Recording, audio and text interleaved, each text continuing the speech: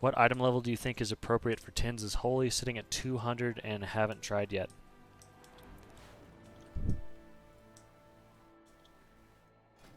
I would say that tins are honestly easier than nines.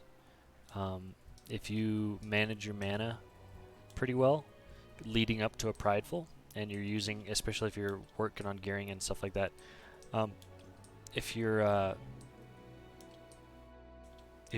using your mana potions and stuff effectively, and coming into a prideful with at least 50% mana or so, you can handle tins just fine. I think 200. I mean, I might be off. I honestly, I'm not sure. I think 200 is probably fine. It's just about getting into groups, especially as a holy priest, just because there's still a stigma around it. There's a stigma against priests in general, but I would look at. Can you see people's? I can't see it right now, but you can look for what item level people are generally requesting for tins. I know that I personally request for 14s. I request 2 10s. And then for 15s and higher, I request 2 15s. And then if probably 16s, I haven't done my own LFR or LFG posts, but I'd probably request 220 for 16 and up. I'd say 200 is fine. I mean, give it a try, and worst that happens is you have a bad key, and then you decide, oh, that wasn't good. But again, the problem is trying to get into a pug as an item level 200 at this point in the expansion as holy. Unfortunately, there's kind of a negative stigma against priests in general because, one, people never play with holies because there's not a whole lot of holies pushing high level keys, and two, when people do push with discs or pug with discs, usually it's a bad experience from what I'm hearing and also from what I've experienced. Just because disc is a really hard spec, and it takes a pretty coordinated group. So a lot of times with pugging, the disc priest doesn't know how to respond to big mistakes that happen, and so as a result, a lot of pug groups know that disc priest is probably good, but they're too scared to take one, and they'd rather take a resto shaman or a druid. And I don't blame them. I probably, if I was building a group and picking a healer, I would do the same thing. I would have a hard time picking a priest, unfortunately. What was this again? Halls? I should just go ahead and start going that way.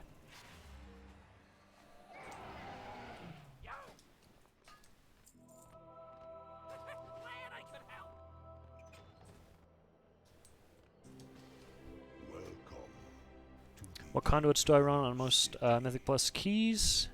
So I run the same conduits across the board for anything, and that is actually I might go change these honestly. I run Resonant Words. That one is the end-all be-all excellent. It's fantastic, especially for Mythics, but it's really, really good. You can think of it like, if you have any experience with Resto Druid, it's like a Soul of the Forest, that whole 1-2 punch kind of thing. And then the other one I'm running right now is Holy Oration, and I was mostly running that because of the extra cooldowns on, or the extra uptime on Holy Words, Serenity and stuff. You're getting a couple more casts out throughout the duration of a raid fight.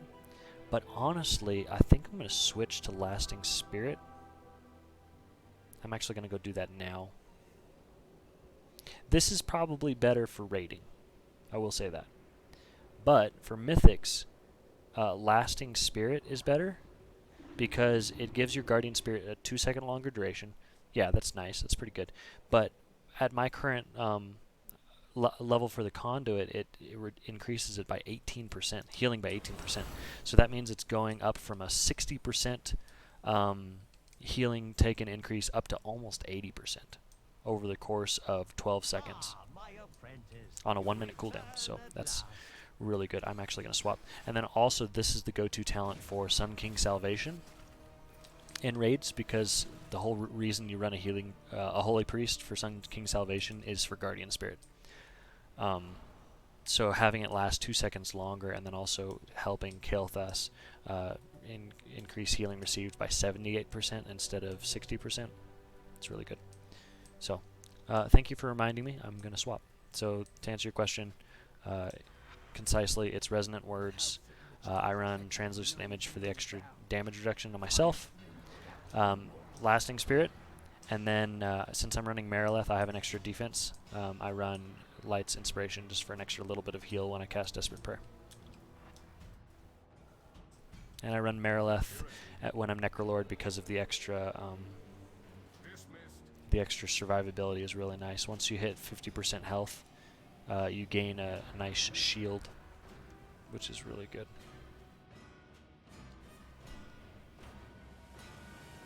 And like I was saying earlier in the key, the previous key, Fleshcraft with, what's it called, Ultimate Form, has some pretty niche, cool uses that you can do with it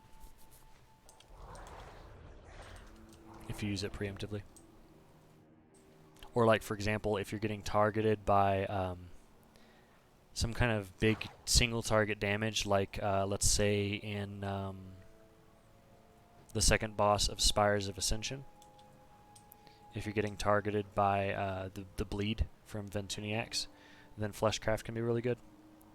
And then another, like maybe Castigate, although from Tarvold in Sanguine Depths, although I think that deals group-wide damage, so that's kind of risky. Good deal, Birdie. Glad it's giving you some stuff to think about, man. Is Venthyr okay for Holy? I'm Disc at the moment, trying to get into Mythics, not rating on this character at the moment because I'm trying to gear. Yes, it is. So Venthyr is obviously the go-to for Disc, and so as a result, a lot of people who, even when they play Holy, including Automatic Jack, if you haven't checked out his channel, he's the #1 Holy Priest, and he is a fantastic reference for all things, anything Priest. He writes all the WoW Guides. But he runs his Venthyr, and he's pushing 23 keys right now, plus 23s. And the reason it works well for Holy is, one, it gives you good damage with Mind Games, and that's something that's important for Mythic Plus.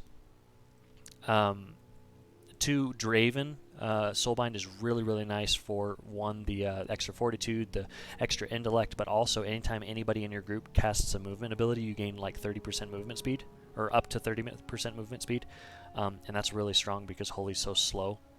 And then also Mind Games has a mana regeneration portion of it. It costs 2% mana to cast, and you get 2% or 4% back, so it's like a 2% mana gain on a 45-second cooldown, which is pretty good throughout the dungeon. So Holy is not really bound to covenants. You can really justify going anything, which is really nice about Holy. So as a result, a lot of people are Venthyr because it's good for Disc. Right on. Yeah, Max, if you check out Jack, Automatic Jack just came. If you check out his YouTube channel, JAK, Automatic Jack, he just came out with a Holy Priest Mythic Plus guide, like yesterday, or maybe even today. No, it was yesterday. And it's really good. He's got some great stuff in there, so I highly recommend it. I've also got a Holy Priest guide on my channel that I recommend because I made it, but and I go over covenants and stuff like that. So the channel link should be on the thing. Do the thing. I need to have those bots that all the cool streamers do, but I don't.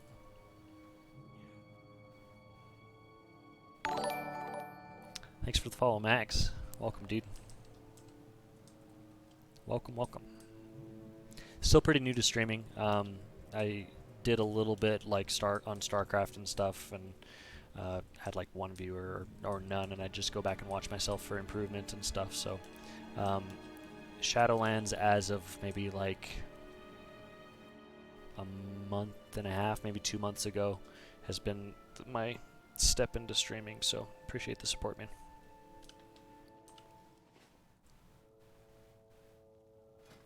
Still waiting on a tank, so I'm gonna go ahead and summon somebody, and then I'm gonna use the potty. Okay, he's not gonna help me summon. Okay, there you go.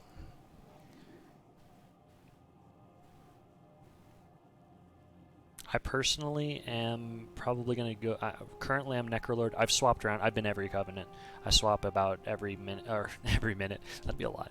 I swap about every other week or so. I used to do more of the 2 Covenants per week trick that you could do, where you like queue up the quest to swap, and then you hold it, and then you swap like halfway through the week, and then you immediately request to swap back to the other Covenant, and you start it again. And so I was doing 2 Covenants a week for a while. I've spent most of my time. I started the expansion as Kyrian, and then within like the first 2 weeks I swapped to Necrolord because I wanted to focus in more on Holy. And then I second guessed myself and went back to doing some disc, so I went Venthyr, and I was Venthyr for a long time. So I've spent most of my time as Necro, and then second most as Venthyr. But next week I'm planning to swap back to Venthyr because, or sorry, not Venthyr, Night Fae, because Night Fae has some really incredible bonuses coming up. It already does, but next patch it's going to get even better. So Night Fae has a 20% damage reduction that you can put on the tank that lasts for 20 seconds, which is huge.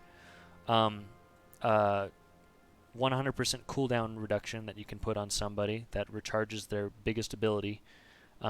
It's essentially a 20-second cooldown reduction on their biggest ability. So like a Mage's Combust or a Druid's Celestial Alignment or something like that. Hunter's True Shot Aura. So that's really big. And then the third component is you can put a dot on a target that gives you mana, 5.5% mana every single time you or somebody else directly attacks it, which averages. We were doing some Denathrius Prog a couple weeks ago, and on each cast I was averaging about the same amount as a mana potion. So essentially another free mana potion once every 1.5 minutes. So really, really good for mana sustain. So that's the big reasons I'm swapping. Is I think I'll be okay with being gimped on disc because I don't disc much anymore, especially in raids, because I'm the raid leader for our guild. So a lot of times my brain gets split too much trying to play disc and raid lead. So I raid lead as Holy now. But the damage reduction in keys and the mana regeneration sound really, really nice. Do you keep the Renown when you swap, or do you not have the Soulbinds? So when you swap to a new Covenant for the first time, your previous Covenant, you can think of it as it's like put in a box, it's capsulated, and it goes off to the side. And if you ever do choose to swap back to your previous Covenant, you get everything back. You get all of your current like Sanctum upgrades, you get your followers back at the levels that they were, any anima that you had stored up inside of your bank you get back. When you swap to a new Covenant for the first time, let's say you've never been Necro before, and you swap to Necrolord, then it's almost as if you've freshly hit 60 and you're in a new Covenant and you have to do the entire campaign. You start with no followers, you have to build up the followers again. The only thing you do keep is your whatever these are called, conduits. You keep your conduits at the levels they are. You just don't have the soul binds. Like you'll have the first one unlocked pretty soon, but you have to. The renown catch-up mechanic is actually really, really good. So if you just do some basic dungeons and some LFR and stuff like that, honestly, it is pretty quick that you get caught back up. So don't be scared to swap. The only scary part is just needing to do the campaign again, honestly. But everything else, like it's the biggest pain points for me when I swap has been doing the campaign. It's kind of fatiguing, but I mean you get to experience multiple stories, so that's cool. And then also I am a poor boy from a poor family, and like my only source of income really is callings and then mission table. So I use the mission table to farm up these them stones, the Veiled Augment runes. And so that feels bad because I know that I'm swapping and I have like no followers, but you get those quickly back from Torghast and whatnot. Those are the two biggest pain points. The renown catch-up mechanic is awesome, and then as far as soulbinds and stuff like that, you'll get those pretty quickly. So don't be scared. It's all fine. And then when you want to swap, let's say you hate it, and you want to swap back, you'll have to wait until 7 days from when you swapped covenants.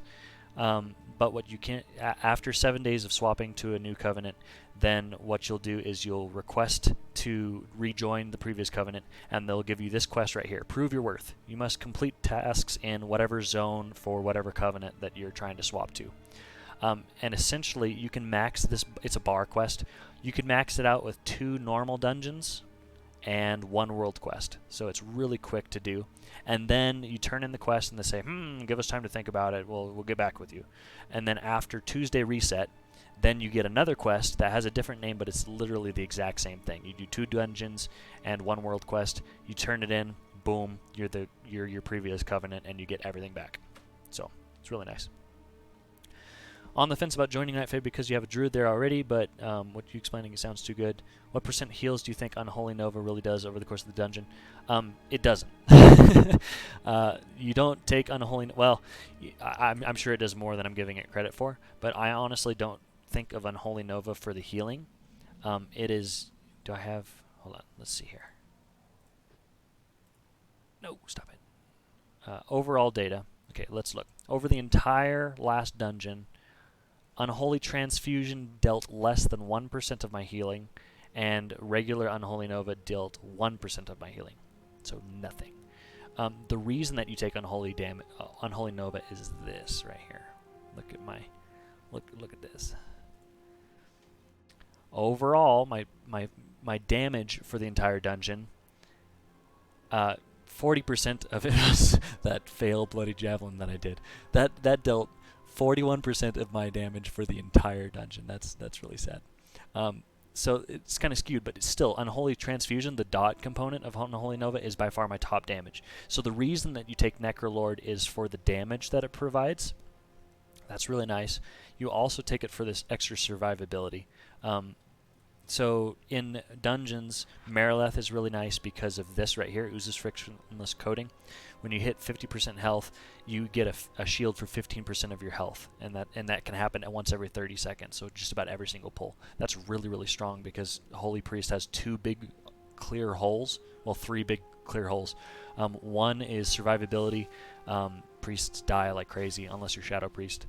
The second one is mobility. We're really slow. All we have is Angelic Feather. And the third problem, specifically for Holy, is not having an external damage reduction that you can throw out. So those are the 3 problems with Priest. This patches the survivability hole. And then for raids, Ameni specifically is really good for lead by example. When you cast Unholy Nova, you gain 5% intellect plus 2% for up to 4 nearby allies. So that's math, 8 plus 5, 13% mana, or 13% intellect that you can get, that you pop on a 1-minute cooldown right before you do something big, like a prayer circle, healing spam, or divine hymn, or before a holy word salvation or something like that. That extra 13% intellect is really nice. So this Imeni is good for raiding. Marileth is good for dungeons, but you don't take Unholy Nova for the healing. You take it for the damage. Vinthyr you specifically take for, I would say, well, all the Soulbinds are pretty good, but really specifically Draven. Draven patches the mobility hole, because you're running 30% faster anytime anybody in your group casts a movement ability, so that's really nice. It also somewhat patches the survivability hole because you gain an extra 10% stamina when you stand still, which can be really nice. So that can be pretty nice. Vinthyr can be good. I can't really speak much to Kyrian because I haven't played it since like the 2nd week of launch, but really you take that for the damage. The Boon of the Ascended does more damage than any other Covenant ability, and it's really strong, especially for like a Prideful or something.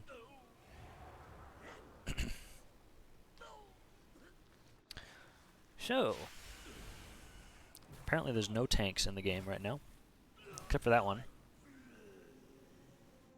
And I don't know who the lead here is, so I hope that priest that just left wasn't the lead.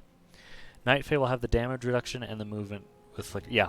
So Night Fae patches those two holes, for sure. It patches the damage reduction external, which Disc doesn't need because it has the most powerful damage reduction external in the game with Pain Suppression, but it's really nice for Holy. Also, it patches the movement. And I guess I mentioned another hole for Priest, specifically with the Flash Concentration build. Mana.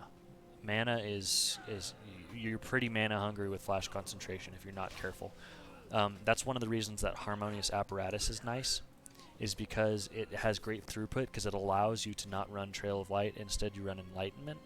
So doing something like a Prayer Circle healing spam does take up like 20-25% of your mana or so, but you regenerate mana much faster. So it was really nice early in the tier for progression and stuff, and people kind of slept on Flash Concentration, but Flash Concentration kicks Harmonious Apparatus's butt for throughput.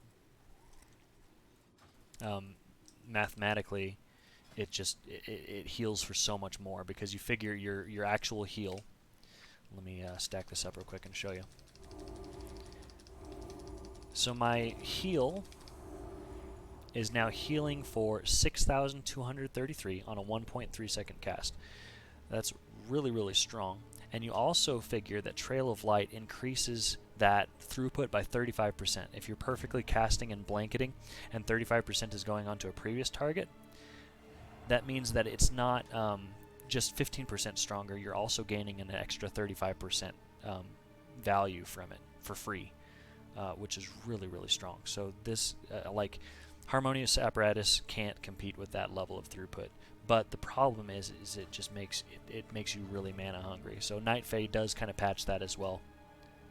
I've been promoted to leader. Would you like to list your plus 16? I don't have a plus 16. This ain't me. I don't have the key. So I'm gonna leave. Wow, that was a nice waste of time. That's why I don't like joining groups that don't have a tank in it, because I'm impatient. But this is really nice to have the chance to just kind of focus and talk. So I'll take it. And back to pugging. Would Flash Concentration be okay for a first Lego, or should I craft a Harmonious first? I would say at this point in the tier, I would just skip straight to doing Flash Concentration. The reason is, once you start getting into higher keys, it's night and day. You cannot keep up with Harmonious Apparatus. And that's also a reason why I don't recommend the PI Legendary, Twins of the Sun Priestess, for Holy. Holy doesn't really benefit from it as much as Disc does, and also you just really do need Flash Concentration to be able to keep up. So for Mythics, it's really strong. Honestly, you could go either way for rating. Harmonious Apparatus is nice to learn the overall spec because you get to learn every single ability. Essentially, you have to use every ability exactly the way it's supposed to be used. And Harmonious Apparatus just makes Holy do Holy things better. Whereas Flash Concentration totally changes your style into being like a ranged spot healing Wrath of the Lich King style paladin. So it's a totally different play style, and it is harder to maintain your stacks. That's the big problem with Flash Concentration, is that there's that extra mind game of keeping up your stacks, which is partially blocked by my camera apparently, but I have a weak aura here. But one, you need to get used to that at some point, and two, next week it's getting better. It's going up to 20 seconds. So, all right, thanks for hanging out, Shins. Have a good night. Sleep well. Thanks for hanging out. But yeah, I would recommend go ahead and swap to Flash Concentration. Now, my only caveat would be if you're planning on doing arenas, Harmonious Apparatus wins hands down, because so much of what you do in arenas is damage, and so Harmonious Apparatus boosts your damage because it makes it so that your Holy Fire reduces the cooldown of Holy Word Chastise, which means that during an Apotheosis burst window in arenas, you can't go wrong between casting Smites or Holy Fires. You're always reducing the cooldown on your Chastise, so that's pretty nice. So I don't know. Especially if you're Night Fae or Venthyr, you should be pretty well with Flash Concentration because you'll have that extra management. Honestly, with... so like our guild is currently progging on heroic Denathrius. I know. We should have got him down already, but our guild reformed, and we're fleshing out our roster and stuff like that, and just different stuff that's come up. So we're still trying to get a solid core for our mythic progression eventually. Probably hit it hard next tier. But anyways, I swapped from Night Fate to Necrolord, and I was finding that my mana was abysmally bad. As Night Fae, I was going into phase 3 sometimes with 100% mana and still keeping up just fine with flash concentration. With Necrolord, I was struggling to keep up, and sometimes I'd be going to last phase with like 40% or so. So I ended up swapping from flash concentration last week to Harmonious Apparatus just so I could keep up with the mana and, you know, keep healing through the whole fight, because mana management is much easier with Harmonious. But if you are Venthyr or Night Fae, you can probably, even with lower gear, be fine with flash concentration. Sorry for rambling, but it's kind of stream of consciousness. I don't want to steer you the wrong way, so I'm just giving you everything that kind of comes to my mind when thinking about that. I'm not actually in queue for anything. I'm just sitting here, so let's fix that. 13th theater, or 16th theater. I need what, halls and the other side. New to Priest in general. Well, welcome, dude. Me too. But like new as of this expansion, but I've really dove in. But yeah, man, just learning together, taking it 1 week at a time, just trying to optimize and figure out new ways to grow.